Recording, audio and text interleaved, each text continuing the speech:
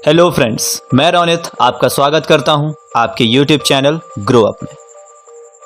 तो जैसा कि अभी हम लोग पिछली वीडियो में लिब्रे ऑफिस कवर करके आए हैं, उसमें हमने लिब्रे ऑफिस के इंटरफेस के बारे में देखा, कुछ बेसिक पॉइंट्स को देखा जो हमारे एग्जाम के लिए इम्पोर्टेंट हैं। तो आज से हम स्टार्ट करने जा रहे हैं लिब्रे ऑफिस राइटर का होम टैब।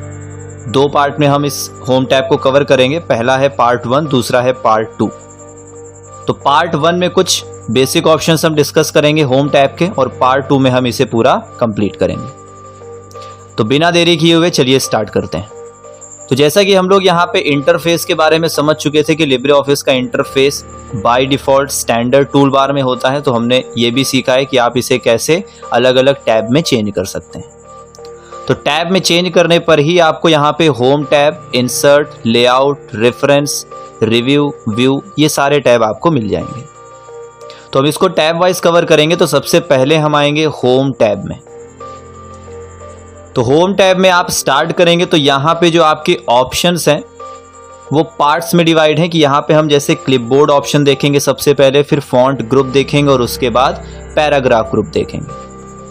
लेकिन अब यहाँ पे क्या है, आपको ऑप्शंस मिलेंगे यूज करने के लिए। जैसे आपको टेक्स्ट का साइज इंक्रीज करना है, बोल्ड करना है, टेक्स्ट को कलर चेंज करना है, तो इन सभी ऑप्शंस को आप टेक्स्ट के ऊपर ही यूज करोगे। और उसके लिए आपको या तो टेक्स्ट टाइप करना पड़ेगा या फिर आप कहीं से कॉपी पेस्ट करेंगे। तो सबसे पहले हम ये सीखेंगे कि लिब्रे ऑफिस में आप बिना टेक्स्ट को टाइप किए या कॉपी पेस्ट किए टेक्स्ट को कैसे जनरेट कर सकते हैं। तो आपके सामने स्क्रीन पे दिख रहा है, यहाँ पे हमने दो टेक्स्ट जनरेटर लिखे हुए हैं। एक है DT + F3, दूसरा है lorem + F3। ये मेथड होते हैं लिब्रे ऑफिस राइटर में जिससे आप रैंडम टेक्स्ट को जनरेट कर सकते हो किसी भी ऑप्शन की प्रैक्टिस के लिए। तो यहाँ पे आपको करना क्या होता है, DT + F3 ये एक शॉर्टकट है। आपको सबसे पहले स्क्रीन पे लिखना है DT और इसके बाद आपको F3 बटन प्रेस कर देना है। F3 क्या है, आपकी एक फंक्शन की होती है। कीबोर्ड में आपके सबसे ऊपर फंक्शन कीज दी होती हैं F1, F2, F3। तो आप DT टाइप करेंगे और इसके बाद जैसे ही हम F3 प्रेस करेंगे तो ये आपका एक रैंडम टेक्स्ट में कन्वर्ट हो जाएगा। अब इस रैंडम टेक्स्ट में आप जो भी ऑप्शन यूज करना चाहें उसे यूज कर सकते हैं। नेक्स्ट यहाँ पे शॉर्टकट लिखा हुआ है lorem F3, कि जैसे आपने DT F3 अप्लाई किया है वैसे ही आप lorem F3 अप्लाई करते हैं। अब आपको लिखना है LOREM और इसके बाद हम जैसे ही F3 प्रेस करेंगे तो ये भी आपका रैंडम टेक्स्ट में ही कन्वर्ट हो जाएगा। अब एक डिफरेंस होता है, जो lorem F3 से आप टेक्स्ट को इंसर्ट करेंगे इसकी लैंग्वेज दूसरी होती है, ये लैटिन लैंग्वेज में टेक्स्ट आता है। और आप जो DT F3 से करेंगे वो आपका प्रॉपर इंग्लिश में ही टेक्स्ट आएगा। लेकिन आपको इसकी लैंग्वेज में नहीं जाना है, आप रैंडम टेक्स्ट पे जाएंगे कि आपको अगर ऑप्शन यूज करने हैं और आपको टेक्स्ट चाहिए तुरंत, तो आप इन दोनों ऑप्शन से इसे जनरेट कर सकते हैं। तो टेक्स्ट जनरेट करने के बाद अब हम स्टार्ट करेंगे होम टैब के ऑप्शंस को। तो सबसे पहले हम कवर करेंगे होम टैब में क्लिपबोर्ड। क्लिपबोर्ड के ऑप्शंस आपको स्टार्टिंग से मिलेंगे। 4 ऑप्शन आते हैं क्लिपबोर्ड के अंदर: cut, copy, paste and clone formatting. Cut, copy and paste, ये तीनों के शॉर्टकट यहाँ पे लिखे हुए हैं। कट का शॉर्टकट होता है Ctrl+X, कॉपी का होता है Ctrl+C, पेस्ट का होता है Ctrl+V। तो कट, कॉपी, पेस्ट ये आपने पहले भी यूज किया होगा कि अगर हमें इस पैराग्राफ को या इन दोनों सेंटेंसेस को यहां से हटा के इस पैरा के बाद हमें पेस्ट करना हो तो आप इसे कट पेस्ट करेंगे। तो आपको इसे सेलेक्ट करना है, शॉर्टकट अप्लाई करना है Ctrl+X, तो ये यहां से कट हो जाएगा। अब आपको इस पैरा के बाद इसे पेस्ट करना है, तो यहां पे हम शॉर्टकट अप्लाई करेंगे Ctrl+V, तो आपका पैरा ऊपर से नीचे पेस्ट हो जाएगा। अगर आपको इस पैराग्राफ को कॉपी पेस्ट करना है कि यहां पे भी लिखा और इसकी एक डुप्लीकेट कॉपी भी बन जाए और आप जहां पे उसे पेस्ट करना चाहो वहां पे पेस्ट हो जाए, तो आप शॉर्टकट अप्लाई करोगे Ctrl+C, कॉपी करेंगे और इसके बाद जहां पे आपको इसे पेस्ट करना है वहां पे जैसे ही हम Ctrl+V करेंगे तो आप देखोगे यहां पे भी पैराग्राफ लिखा हुआ है, प्लस जहां पे हमने पेस्ट किया वहां पे भी सेम पैराग्राफ लिखा हुआ है। तो इसे बोलते हैं cut, copy and paste. Next है क्लोन फॉर्मेटिंग। अब देखिए, अभी जो हमने कॉपी पेस्ट किया तो यहां पे आप टेक्स्ट को कॉपी पेस्ट कर रहे हो या कट पेस्ट कर रहे हो। अब आपके पास एक ऑप्शन आता है क्लोन फॉर्मेटिंग, इसे MS वर्ड में फॉर्मेट पेंटर भी बोला जाता है। इसका यूज होता है फॉर्मेटिंग को कॉपी पेस्ट करना, कि आपने इस पैराग्राफ में कुछ बेसिक सिंपल फॉर्मेटिंग किया, जैसे हमने bold, italic, underline, size increase किया और कलर चेंज कर दिया। तो आप देख रहे हो ये टेक्स्ट आपका अलग से फॉर्मेट में दिख रहा है। तो अब मान लो यही फॉर्मेटिंग आपको आगे पेस्ट करनी है, सेम टेक्स्ट नहीं पेस्ट करना, फॉर्मेटिंग करनी है। तो आप क्या करेंगे, इसको सेलेक्ट करेंगे और यहां पे क्लोन फॉर्मेटिंग का ऑप्शन होता है, आपको यहां पे क्लिक करना है और जिस पैराग्राफ में आपको ये फॉर्मेटिंग कॉपी पेस्ट करनी है आप उसे सेलेक्ट करेंगे और सेलेक्ट करने के बाद जैसे ही आप माउस छोड़ेंगे सेम फॉर्मेटिंग इसमें भी कॉपी पेस्ट हो जाएगी। तो यानी कि क्लोन फॉर्मेटिंग का आपका यूज होता है फॉर्मेटिंग को कॉपी पेस्ट करने के लिए। तो ये 4 ऑप्शन थे क्लिपबोर्ड के लिए, cut, copy, paste and clone formatting. अब नेक्स्ट ग्रुप में आएंगे। नेक्स्ट ग्रुप है आपका फॉन्ट ग्रुप। फॉन्ट ग्रुप, देखिए जो ग्रुप होते हैं ये एक ऑप्शन के ग्रुप होते हैं कि आपको अगर किसी पर्टिकुलर थिंग में वर्क करना है तो उसके लिए ग्रुप बना दिया जाता है। इस ग्रुप के अंदर आपको वो सारे ऑप्शन मिलेंगे जो आप एक जगह पर यूज कर सकते हो। तो आपको अगर फॉन्ट पे वर्क करना है, आप जो फॉन्ट या टेक्स्ट को टाइप करते हो उस पे वर्क करना है, तो उसके लिए आप फॉन्ट ग्रुप का यूज करेंगे। इसमें सबसे पहला ऑप्शन आता है फॉन्ट स्टाइल। जैसा कि पिछली वीडियो में आपने पढ़ा था कि लिब्रे ऑफिस में default font style liberation serif होता है। तो अगर आपको फॉन्ट स्टाइल चेंज करना हो तो आप ऑप्शन यूज करते हो फॉन्ट स्टाइल। तो आपको करना क्या होता है, टेक्स्ट को सेलेक्ट करना है और फॉन्ट स्टाइल में जब हम क्लिक करेंगे तो कई सारी स्टाइल आपको यहां पे मिल जाएंगे। जिस स्टाइल में आपको टेक्स्ट चेंज करना हो उस पर क्लिक कर देंगे तो आपका फॉन्ट उसी स्टाइल में चेंज हो जाएगा। नेक्स्ट आता है फॉन्ट साइज। आपको फॉन्ट साइज चेंज करना है तो इसके 2 ऑप्शन आपको मिलते हैं। पहला ड्रॉप डाउन है कि आप ड्रॉप डाउन से भी फॉन्ट का साइज कम या ज्यादा यहां से कर सकते हैं, और दूसरा आता है option increase font, decrease font. यहां से भी आप क्लिक करके फॉन्ट का साइज कम या ज्यादा कर सकते हैं।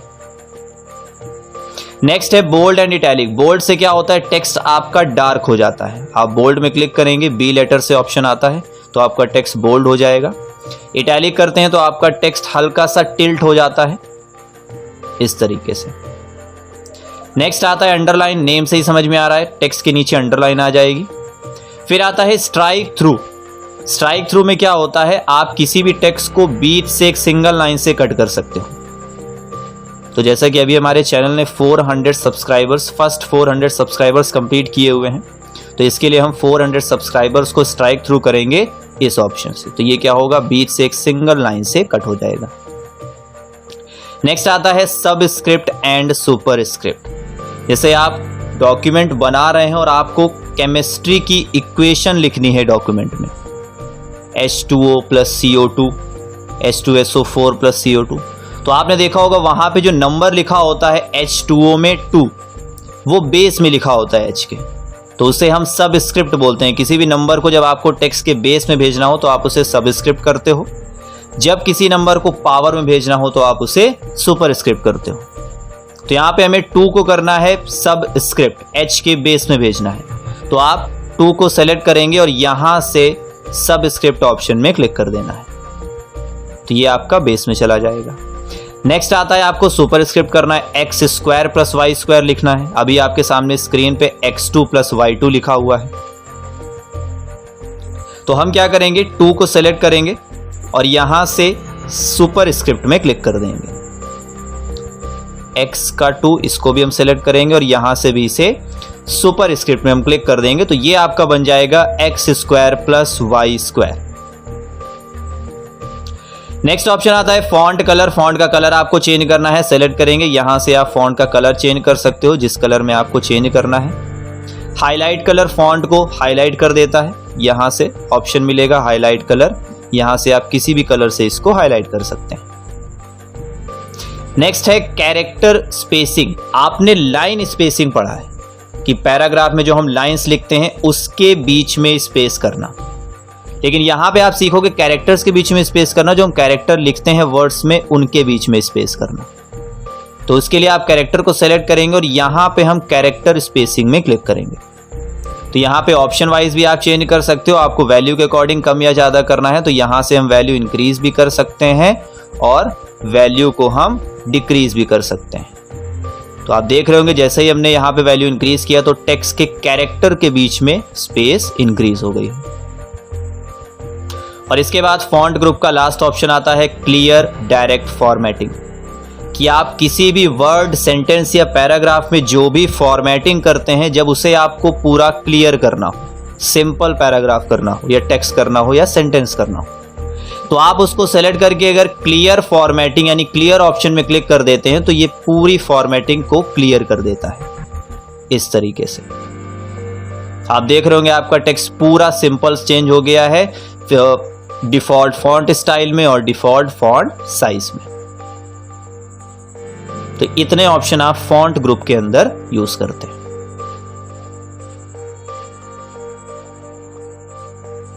नेक्स्ट ग्रुप है आपका पैराग्राफ ग्रुप। यहां पे आपको कुछ ऑप्शन मिलते हैं जो आप पैराग्राफ के अंदर यूज करते हैं। तो स्टार्ट करेंगे तो सबसे पहले पैराग्राफ के अंदर आपको 3 लिस्ट के ऑप्शन आते हैं, अनऑर्डर्ड लिस्ट, ऑर्डर्ड लिस्ट और एक ऑप्शन होता है आउटलाइन फॉर्मेट, जिसको हम मल्टी लेवल लिस्ट के नेम से भी जानते हैं। Multi level list MS word में बोला जाता है इसे। इसमें हम करते हैं क्या है, अनऑर्डर्ड लिस्ट में क्या होता है, आप जो लिस्ट क्रिएट करते हैं डॉक्यूमेंट के अंदर उसमें अगर आपको 1 2 3 या फिर ABCD के अलावा आपको बुलेट यूज करना हो, एरो का साइन यूज करना हो, तब आप इसे यूज करते हो। क्या आपने ये लिस्ट क्रिएट किया, इसे आपने सेलेक्ट किया, तो यहां से जब हम क्लिक करते हैं अनऑर्डर्ड लिस्ट में तो आपको यहां बुलेट, एरो, क्रॉस, टिक इन सब के ऑप्शन मिल जाते हैं कि आप जैसे इसमें क्लिक करोगे तो आपकी लिस्ट में ये ऑप्शंस अप्लाई हो जाते हैं। नेक्स्ट आता है ऑर्डर्ड लिस्ट। यहाँ पे हम 1 2 3 4 या ABCD अप्लाई करते हैं। तो जैसे ही हम नेक्स्ट ऑप्शन में क्लिक करेंगे ऑर्डर्ड लिस्ट, यहाँ से आपको रोमन नंबर में ABCD और 1 2 3 4 में नंबरिंग मिल जाएगी। और लास्ट में आता है मल्टी लेवल लिस्ट। इसे हम तब यूज करते हैं जब आप एक से ज्यादा लेवल की लिस्ट क्रिएट करते हो अपने डॉक्यूमेंट में। नेक्स्ट आते हैं अलाइनमेंट। अलाइनमेंट होता है टेक्स्ट की डायरेक्शन, कि आप जो टेक्स्ट टाइप करोगे उसकी डायरेक्शन क्या रहेगी। तो बाय डिफॉल्ट जो अलाइनमेंट होता है डॉक्यूमेंट में वो लेफ्ट अलाइनमेंट होता है। इसे आप लिख भी सकते हैं कहीं पे भी अपनी कॉपी वगैरह में जो आप नोट्स क्रिएट कर रहे हैं कि बाय डिफॉल्ट जो अलाइनमेंट होता है किसी भी डॉक्यूमेंट में वो लेफ्ट अलाइनमेंट होता है, यानी कि जब भी आप टेक्स्ट को लिखते हो वो लेफ्ट टू राइट टाइप होता है। नेक्स्ट अलाइनमेंट आपके पास सेंटर अलाइनमेंट होता है कि अगर आपको कोई भी टेक्स्ट सेंटर में करना हो या सेंटर से टाइप करना हो तो आप सेंटर अलाइनमेंट का यूज करते हैं। जैसे ही यहां क्लिक करेंगे ये आपका सेंटर में आ जाएगा। नेक्स्ट आता है राइट अलाइनमेंट। जब आपको टेक्स्ट राइट टू लेफ्ट लिखना हो तो आप राइट अलाइनमेंट यूज करते हो। थर्ड ऑप्शन है, क्लिक करेंगे राइट अलाइनमेंट में आ जाएगा। और जस्टिफाई यूज करते हैं पैराग्राफ में। क्या आप देख रहे होगे ये पैराग्राफ लिखा है, ये लेफ्ट से तो बराबर है लेकिन राइट साइड से बराबर नहीं है। तो आप इसे सेलेक्ट करके अगर जस्टिफाई कर देते हैं तो ये राइट से भी बराबर हो जाएगा और लेफ्ट से भी बराबर हो जाएगा। तो ये 4 अलाइनमेंट होते हैं, left, centre, right and justify. Next option आता है इंक्रीज एंड डिक्रीज इंडेंट। अगर आपको कोई भी पैराग्राफ लेफ्ट से कंप्रेस करना हो या किसी भी पैराग्राफ के लेफ्ट से स्पेस करना हो तो आप उस पैरा की स्टार्टिंग में कर्सर रखिए और यहां से इंक्रीज इंडेंट करना होता है। आप जैसे इंक्रीज इंडेंट करेंगे तो आपका पैराग्राफ लेफ्ट से राइट की तरफ चला जाएगा। और अगर वापस इसे पहले की पोजीशन में करना है तो आप डिक्रीज इंडेंट करेंगे तो ये वापस से लेफ्ट में आ जाएगा। नेक्स्ट है लाइन स्पेसिंग। आपको अगर लाइन स्पेसिंग बढ़ानी हो या कम करनी हो तो आप पैराग्राफ को सेलेक्ट करके अगर इस ऑप्शन में क्लिक करते हैं लाइन स्पेसिंग में तो यहां से आप इसको चेंज कर सकते हैं। नंबर दिए हुए 1, 1.15, 1.5, 2। लाइन स्पेसिंग आप नीचे ऑप्शन में आएंगे तो यहां पे आपको सिंगल, डबल का भी ऑप्शन मिल जाता है। तो जिस ऑप्शन में आप क्लिक करेंगे उसी के अकॉर्डिंग लाइन स्पेसिंग चेंज हो जाएगी। इसके बाद आता है background colour. Background colour use होता है किसी भी पैराग्राफ के बैकग्राउंड में कलर देने के लिए। तो यहां पे अगर आप इस पैरा को सेलेक्ट करेंगे और यहां से कोई भी कलर आप अप्लाई करते हैं बैकग्राउंड में तो वो कलर इसके बैकग्राउंड में अप्लाई हो जाएगा। लेकिन अभी एक ऑप्शन और आपने देखा था हाईलाइट। इससे भी बैकग्राउंड में कलर आ रहा था।